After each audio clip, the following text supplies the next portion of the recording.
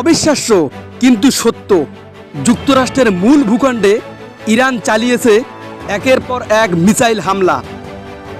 ইতিহাসে এই প্রথম ইরানি ক্ষেপণাস্ত্র আঘাত হানল সরাসরি আমেরিকান মাটিতে। স্থানীয় সময় রাত ৩টায় ক্যালিফোর্নিয়া ও নেভাদা সীমান্ত এলাকায় বিস্ফোরণের শব্দে ঘুম ভাঙে হাজারো মানুষের। মার্কিন প্রতিরক্ষা বিভাগ পেন্টাগন নিশ্চিত করেছে অন্তত ৭টি দূরপাল্লার ক্ষেপণাস্ত্র যুক্তরাষ্ট্রের ভূখণ্ডে আঘাত হেনেছে।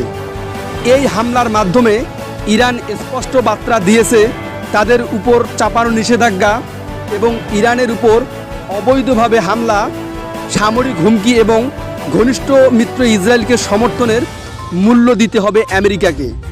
স্থানীয় এক বাসিন্দার কথা, আমরা ভেবেছিলাম এসব শুধু নিউজে দেখা যায়, কিন্তু আজ নিজের চোখে দেখলাম যুদ্ধ এসে আমাদের ঘরে কোড়া নাড়ছে। ইরানের প্রেসিডেন্ট বলেন, আমরা কাউকে যুদ্ধে চাই না, কিন্তু যদি আমাদের আঘাত করা হয় আমরা চুপ থাকব না।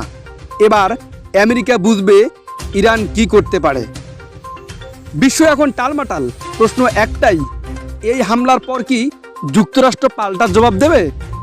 আর যদি দেয় তাহলে কি হবে? তৃতীয় বিশ্বযুদ্ধের সূচনা? আমাদের নিত্য নতুন আপডেট পেতে চ্যানেলটি সাবস্ক্রাইব করে রাখুন। ধন্যবাদ।